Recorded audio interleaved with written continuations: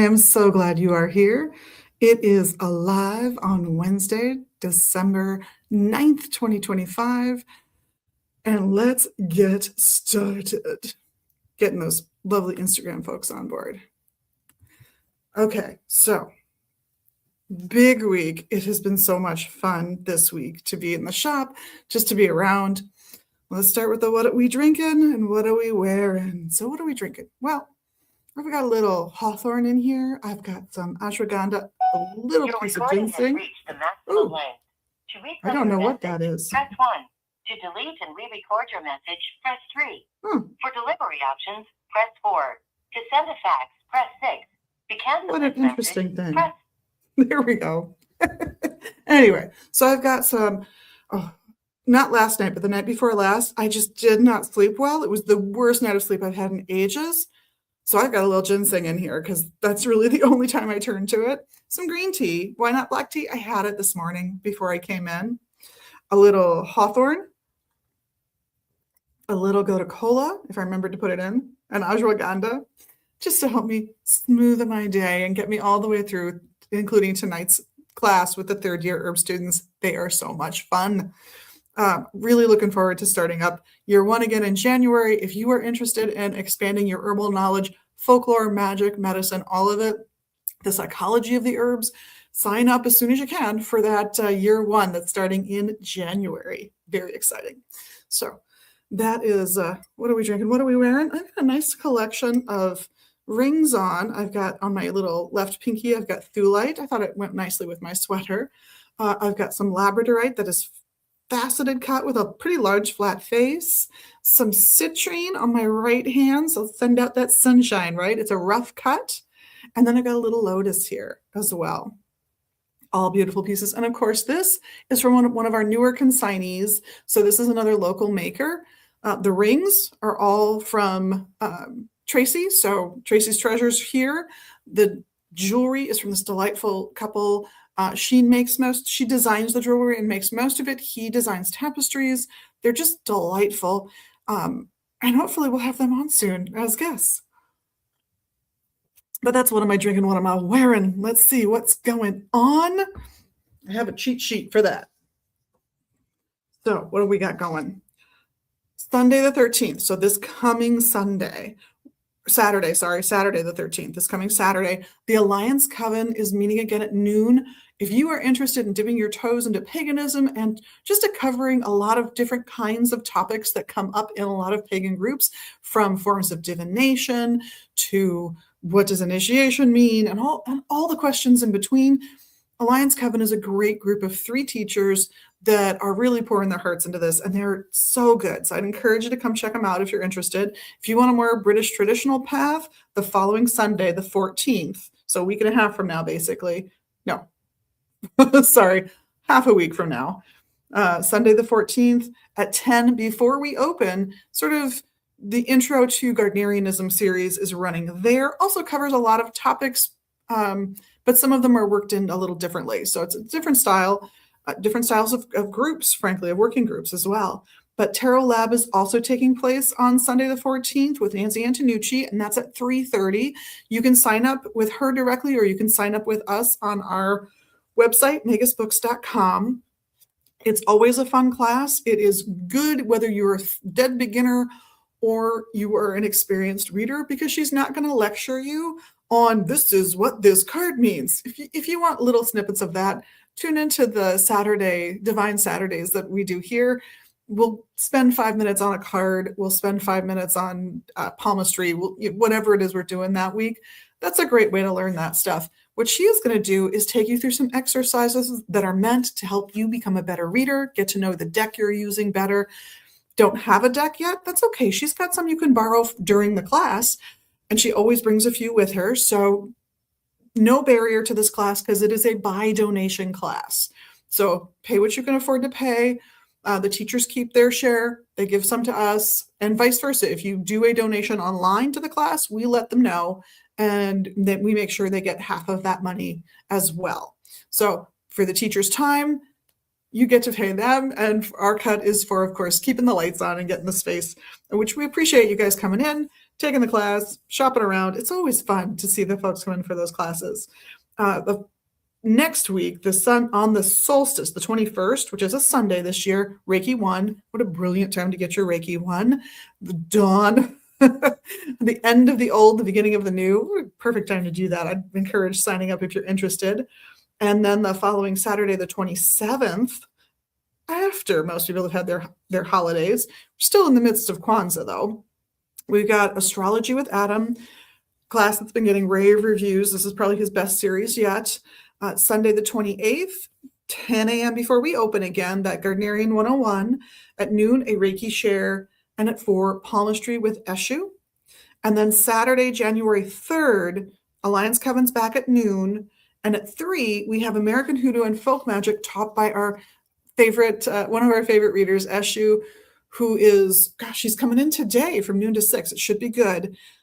He is steeped from childhood in American Hoodoo. So he's going to teach you about some of the things he learned growing up with his Dominican father, his Irish American mother, down near New Orleans. So tune in for that class. That's another by donation class. So come in and check that out if you're interested. You can always make a donation at the end of the class or beforehand. You can also sign up at magusbooks.com for that class and make the donation that way too if you'd like. We just communicate with the instructors and we make sure we know what the whole pool is at the end of it all. Have I missed anything? Oh yes, the Gardnerian 101 and the Alliance Coven meetings are completely free. They're not even a by donation thing. They're just free meeting space for a group that's offering a free class, basically. And stay tuned because delightful author Jessica Settergren is just as looking to start a grief group. And it looks like we might be hosting that as well as a completely free event. We'll see. We're emailing back and forth. I got her email yesterday and responded yesterday. And I'm so excited for that idea. And for those of you who don't remember, she's been on It Is Alive to talk about her book, which has a lot to do with her cancer process and her struggle to find good spiritual resources for herself as somebody who is not of the Abrahamic religion, shall we say. It's a great book, and you can find it over in our Wicca section, because that's more or less where it belongs, Pagan Witchcraft Wicca section, which is a pretty big section, to be honest. Her last name is Settergren, so she's going to be in the S's, if you're interested in that one. We had a lovely former chaplain in yesterday who really was delighted to find that type of book available for folks.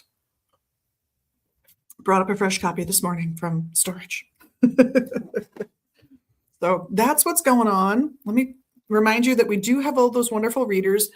Daryl, however, is on vacation this week, so his spots might get covered by Eshu. It'll be a little hit or miss whether or not they get covered, but Eshu's in today from noon to 6. He'll be in on Thursday from noon to 3, and at 3, he hands it off to Heather, who's a delightful tarot reader. They both do tarot, and Eshu also does palmistry. Friday, Ravenwolf will be here from 1 to 4, and normally we'd have Daryl in for a couple hours after that, but again, he's on vacation. Saturday, Eshu will be here from noon to 3, and then he'll hand it off to Margaret, another wonderful tarot reader, a delight to have here. And on Sunday, Eshu is with us all day from noon to 6, and Daryl should be back by next Monday to be here from noon to 2, followed by Morpheus doing dream interpretation from 2 to 6.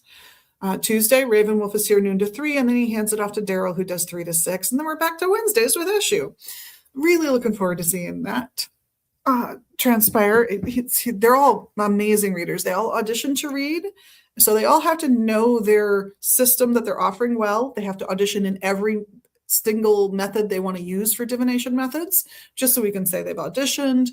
Sometimes it's perfunctory because I already know they're good readers, and sometimes it's I don't know if this person's a good reader, and I just do my best when I audition those folks to be a tough read. I want them to rely on those resources that they normally use for reading, not necessarily my facial expressions or what I say. So I try to be a tough read during the auditions. They all have to pass the audition. They have to know the system that they want to read in. Can't still be looking stuff up in a booklet or anything. They have to not try to teach me the system, because that's not what I'm there for if I'm getting a reading. I need to just get the reading. They have to be polite because it's very different reading for a stranger than it is reading for your friends. So suddenly how you speak starts to matter just a little bit more. And that we've had that come up. And you have to show some talent for doing the readings. So whether that's the cards you draw and what they mean to you are spot on, and you can't figure out why as the reader, or whether it is, and that happens a lot with me, or whether it is that your reading is just flows beautifully and perfectly, and you're clearly tapping into something that's helping you get those cards interpreted for situations that might fit my life. So that's where we are with the readers. And for those who don't know, it is $2.50 a minute plus tax for a reading. That is the price that all of the readers here have agreed on for now. That's $2.50 per minute plus tax. And that makes like a 20-minute reading about $56, a little less than $56. So it's not bad. Tax here in the city of Minneapolis, between the various city sales taxes, the county sales taxes, and the state sales taxes, of course, there is no federal sales tax, comes up to over 9% now. So in my head, I just pretend it's 10%. It's just, I'll definitely not be in budget. It's just easier for me. But as for stuff that's here, I did not bring in a lot of gift items this time, but I did want to let you know that today we are getting some new releases from Llewellyn Books. Llewellyn Publishing is going to be sending us sometime this afternoon a box full of books that includes Attract It All, a new book on how to attract what you need in your life, whether it's love, money, satiety, anything along those lines. The Essential Lenormand has a second edition that is coming today, and by Donald Tyson, Before You Do Magic. So these are the techniques that make sense to get well versed in to improve your spellcasting ability, or even before you start to cast spells, just to develop some good habits mentally and emotionally that help make magic more effective in the long run. These are basic tools that I think occultism, in everybody's anxiousness to get to how to do the thing, they forget that these exercises, these habits, these are the backbones of magic working. It isn't just chant that one chant that you read off that page in that book or that note card that you wrote it on. There is more to it that makes it much better and more effective. And Before You Do Magic by Donald Tyson is going to get into that really nicely. The other two new releases we've got coming in are Become an Expert Tarot Reader. Goes great with our Tarot Lab with Nancy. And The Root of Trauma, which looks at the psychological and chakra aspects of trauma and trauma recovery. So if you've got stuff that makes you feel triggered in life, The Root of Trauma is going to take you through a journey where you work through it using the chakras as a way of growing through that pain to become more fully your best self.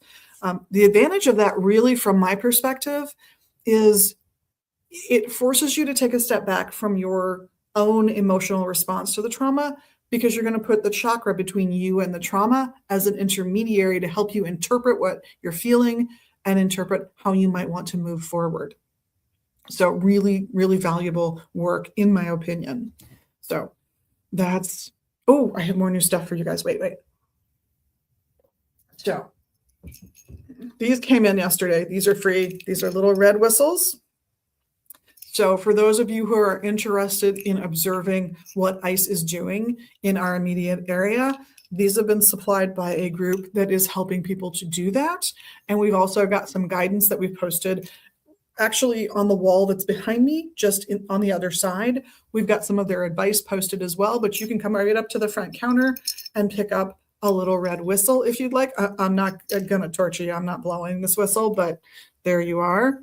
And I wanted to also remind folks that they're going fast, but our grab bags with their traditional little snarky sayings and punniness. This one is, what do Thelemites do for foreplay? The LBRP. Yeah, I know it's corny, but it works. A lot of dad jokes on those bags. The grab bags themselves are $11.11 this year, so they're worth something in the $20 to $25 price range. And there's usually some kind of incense in there. There's usually a used book in there, and there's usually some other things in there. This is a product that comes and goes. We save up things for this. So I have, for example, some brand new books rather than used books that I know will be going into some grab bags soon, because they were sample books sent by a book distributor and also by a book publisher. Excuse me, I'm going to disappear for a moment. There we go. Shame on you, you little card, you, falling down like that. The grab bags themselves, though, some of them this time have some essential oil, like little sample kits. Some don't, many don't. Some have jewelry, many don't. It is a grab bag. You never know what you get. We just save up stuff that we think is cool and not terribly tatty, other than maybe the used book. A lot of them will have like 3 or 4 stick sample packs of our best stick incense in the shop. You know who you are. If you're a fan, you know it's there. And I remember when I was loading the bags that in one instance, one of the packs only had 2 sticks. So I found another 2 sticker just to make sure. But with the prices on that going up, because the owners of that company are adding an 8% charge to their product because of the tariffs and how that affects the ingredients that they have to import into the US. Not a lot of myrrh trees here, not a lot of frankincense trees here. They do have to import some of their ingredients. American company, yes, but the stick base is not manufactured by them. The stick base they use, the punk sticks they use, that's the term for a blank unscented incense stick, very high quality. They've been very specific about what they want in it and how they want it to light and work. Also an import. So since so very much of what they bring in is imported, they are absolutely tacking on an 8% charge for an incense that already retails at over $18, over $24, and over $28, depending on which one you're getting. So as you can imagine, you're going to see about a $2 price increase to those. I did order last week. I was expecting it to come in by now, so I'll be giving them a call today to see where that order's at, but we are getting restocked. So yay. All right. Anything else I've got for new stuff? That's all I've got for new stuff. Yippee. I love this. Next week, I'll bring in some more gift ideas. But I thought today, since we're coming to what some people view as an end of a year, the calendar year is coming to a close. For others, between Halloween or Samhain and New Year's or Yule, depending on who you're asking, is not the year. It is the sort of like the new moon of the year. It's the time we might cleanse. There are other people who will put the new year at February 1st or February Eve. It really depends on the tradition you're talking about, the culture it came from, and how it works. Lots of details that I don't control and don't want to. But regardless, this tends to be a time of year in the Northern Hemisphere where things get quiet, where this is a time of year traditionally where you might repair things that you didn't have time to repair during the height of the gathering or growing or hunting seasons. So suddenly you see people cleansing for the winter, and they'll do it again in the spring usually. So I thought I'd talk about some things that have traditionally been used for cleansing. One is myrrh. And we've got a couple kinds of myrrh. And myrrh, by the way, is a resin. It comes from a particular kind of tree. So I think there's a couple species you might get it from. There's a red myrrh, the different species technically. There are other resins that come from Commiphora trees. So the genus for this is Commiphora. But yeah, this one is coming from Commiphora myrrha, but there's a few others. And there are other resins that come from Commiphoras that do not count as myrrh because they just don't smell as good. Like Gugulu is one. It's used in Ayurvedic medicine. But this is myrrh. We have a couple kinds. I brought in the Ethiopian myrrh just because it's juicier looking. It just looks to me like it's going to do a better job for folks. But this is a very traditional cleansing resin to burn. And where a lot of the cleansing reputation comes from for many of these would be, think back 1,000 years or so, and you've got a illness that's running through the area, something serious, where you need to gather and collect those ill people into what you might call a hospital, even though it would not resemble a hospital today. Well, the better ones tended to have essential oils, infused oils, or just flat out burn things that cleansed the air. And it turned out with many of those herbs, they did in fact cleanse the air. That the reason you who were in there because you were dying of one, you're seriously ill with one disease, didn't catch the airborne disease of the person in the next bed was because they were burning this stuff. And you inhaling this and it being in the air, studies now show, helped to destroy the microbes that might have gotten you sick with yet another illness. So there's a variety of herbs that get used for that. It depends on who you're talking to. In addition to myrrh, I would point out lavender is a really good choice. Lavender, I refer to it often as like the French cleansing herb. And it is, it really what that name, lavender, though, comes from the Latin for clean. It's where you get lavatory from. It's, washing, cleaning, those types of ideas are wrapped up in the very name that we still use for that plant to this day, whether we're talking about English lavender or French lavender, which are counted as two different species, at least the last time I checked. Genetics is changing a lot of that as we're researching the genomes of these plants. It's lovely. But you French, you have English, you have spike lavender, which is a cross, and you have lavandin, which is another cross of some of these. All delightful. You will also see people using thyme and oregano, especially the essential oils. It's what I will favor if I'm sick. I will plug in an aromatherapy diffuser and I will drop on a little bit of, I find thyme oil to be my preference, but for others it's oregano, and those are fine. And then we get to the ones that are probably better known as Indigenous American choices, depending on where you live. So those would include the sages, which is my little cheat sheets keep falling, and Palo Santo. So we, at this time, we've carried many sages over the years, but right now we've got just sage in bundles, and we have 3 different kinds of sage in those bundles. We have the classic white sage bundle. This is the California white sage. Salvia apiana is the botanical name. It's probably the most popular and best known, at least in this area, for rituals where you're going to burn the herb to cleanse the space. You might see it called bee sage, California sage, sacred sage. There's all kinds of names this one gets to. So think cleansing, think healing, protective, and meditation. Those are the things most often associated with that classic white sage. Then there is black sage, which some view as more protective, a little stronger than the white sage.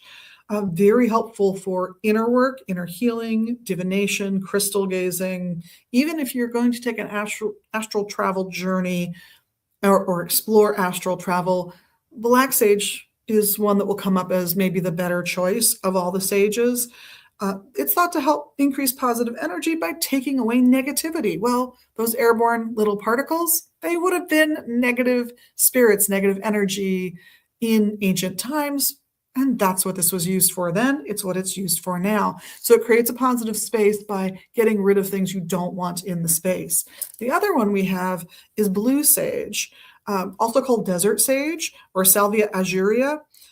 This is sagebrush, and it's been used for centuries for its healing properties. So think cleansing and purification. Again, getting rid of negativity. Why? Because you're clearing out the negativity. Promoting healing by creating a better space for it, and creating just a more serene atmosphere generally. So in some ways, the gentlest of the sages, at least of the 3 we have right now, but a beautiful choice. And I will also mention Palo Santo. We carry that as well. This is a tree that's native to South America. So think South America practices, indigenous practices here. So it's been used medicinally and spiritually for centuries upon centuries by the indigenous societies that have lived there. It's almost always burned, very much like sage might be. And the smoke, again, is thought to carry away negative energies, promote relaxation. Here's what I will say. Palo Santo, it's a little wooden stick. It has a nice bright scent to it. So we are talking about something that has some of the same chemistry as, say, the sages for that cleansing aspect, but it's also got chemistry in common with citrus fruits, which gives it this sort of bright, sunshiny aspect as well. So I wouldn't say tangerine, but if I were to describe it, your mind might take you to tangerine. A little piney, a little citrusy. Doesn't smell like a tangerine, though, but in that grouping of scents. These are lovely. There are other herbs we have carried, and I'm sure we will carry again, that are classic cleansers as well, but this is absolutely a delightful choice. And in the case of the myrrh, this guy, because this is actually just the resin, just like one of the three magi went on their great journey with as a gift. This is going to get burned on charcoal, and it's charcoal for incense. This is not the charcoal you have out by your grill. This is a little bit different. Often the difference is that there's some saltpeter in the charcoal so that it will light without lighter fluid. In either case, whether it's got saltpeter in it or not, it's often got a flat or even concave surface for you to put the myrrh on so that it can burn and stay on. It's not going to roll off the charcoal like you're going out and getting your standard barbecue charcoal. It's rounded. It looks like a little pillow. So the resin can roll right off. That does not work well. That said, once the resin's on there, it's going to make tons of smoke. It's going to fill the space up. It's going to do its job. And if you're trying to cleanse the space, I would take whatever you've got the charcoal burning in. Hopefully this is some kind of dish that can handle the heat, usually with sand in it to help insulate you from the heat of the charcoal itself. Often these come with a little wooden trivet so that when you set it down on grandma's antique dresser, you don't destroy it. But you would take this around usually into the closets, into the corners, go around the windows, go around the doors, just get everything nice and smoky, and it will do a fabulous job for you. With lavender, you could do the same with the herb and a little of the essential oil, or you could get an aromatherapy diffuser and use that, or a simmering pot of water for that matter, and use that with some lavender on it. Just put a little lavender oil in the water that you're using, and that will carry the scent everywhere and do a great job for you. With the sage bundles or the Palo Santo pieces, I'm going to recommend that you light one end. And particularly with Palo Santo, because it's a piece of wood, this will take a little bit of time. It's not going to, the sages will light up pretty quickly. The Palo is going to be a little longer to get lit. Some of the charcoals can be a little longer to light in all cases. I light a candle just because then I'm not worried about my fingers getting too hot with a lighter that's been lit too long, or with a match that burns down a little further than I should have let it burn down, trying to get things lit. So I'm going to light them off of a candle. And again, I'm going to take that Palo Santo and I'm just going to keep it moving, or the smudge. I'm going to keep it moving, because if you keep it moving, the odds are it will stay lit longer. And again, I'm going to go around my windows, around my doors, into all my closets, into every corner, and just get everything good and smoky. That is part of how that cleansing style works. I have even smudged myself with my sage or my lavender. And there are, by the way, people who combine these things. So you could get a small piece of Palo Santo, get it lit alongside a piece of sage of your choice, a bundle of sage of your choice, and go around with both. You could do one after the other. People will also do this with little sprigs of lavender. Doesn't work so well with the dried lavender because it's just the blossoms, but if it's still on the stem, you can tie it into the sage and it will do a delightful job working in tandem with the sage that you chose. So, totally think these are good ideas, especially midwinter, especially in colder climates where you're maybe not as inclined to open the windows. Some folks I know will open them a crack no matter how cold it gets. Others are like, heat's expensive. Absolutely not. We're stuck with the scents that we make all winter long. And especially if that's you, doing this periodically is not a bad idea. Maybe do this now because the year is coming to a close and you want to wash away any negative energy from 2025 and welcome in 2026 with more of a blank slate so you can build instead of trying to dig out of a hole, build from the ground up. Not a bad idea to do it every new moon as well. Just a little quick bath for the house, little smoke bath for the home. And I think you're well on your way to a better and better life. And just because I might do it periodically or when I feel the need doesn't mean you don't have to have a set pattern. Maybe right now you're really going through it and you're going to burn it every single day. Or you're worried your house is haunted. You're going to burn it every day or every week or every 3 days. Whatever you need to do is good. Do it the way you need it done. You can add to these little chants, little prayers, little meditations. Those are all things that are going to heighten the effectiveness of what you're trying to do. Even if what that means is that you reach way back into your memory and you sing that Snow White song about cleaning the house, whistle while we work, and then whistle the rest of the time, That's effective because it's in your head already symbolizing that things are going to be not only be cleaner, but better because they're cleaner. And that's a fabulous thing. Don't have the energy to do real cleaning today?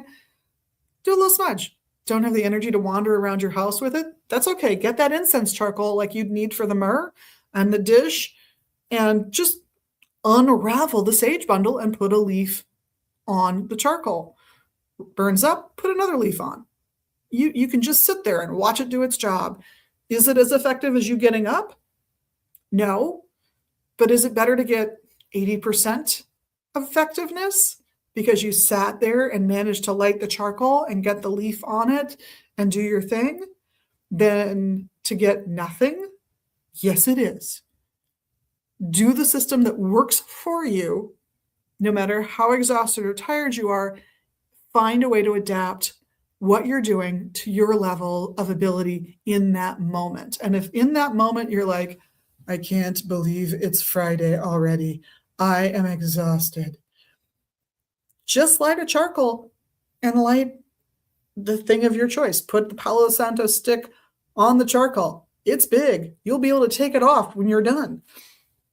Or just slowly add little bits of leaf from one of the sages or a piece of myrrh. And by the way, if you've not worked with resins before, one piece of myrrh first, one piece.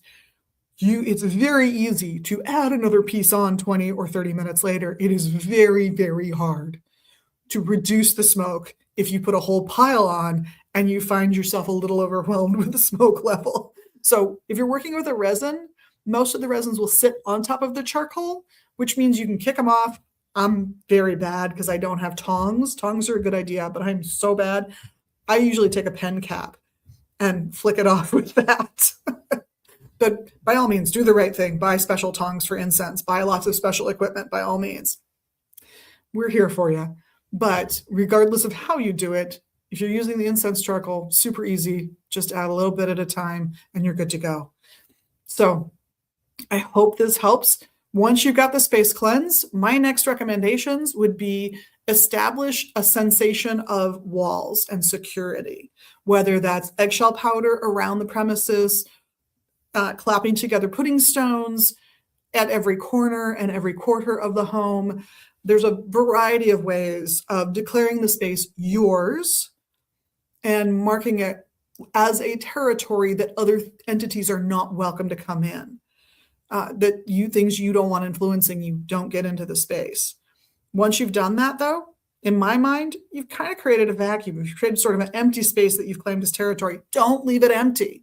Fill it with something that you like, a piece of art that you enjoy, an incense or essential oil you love the smell of.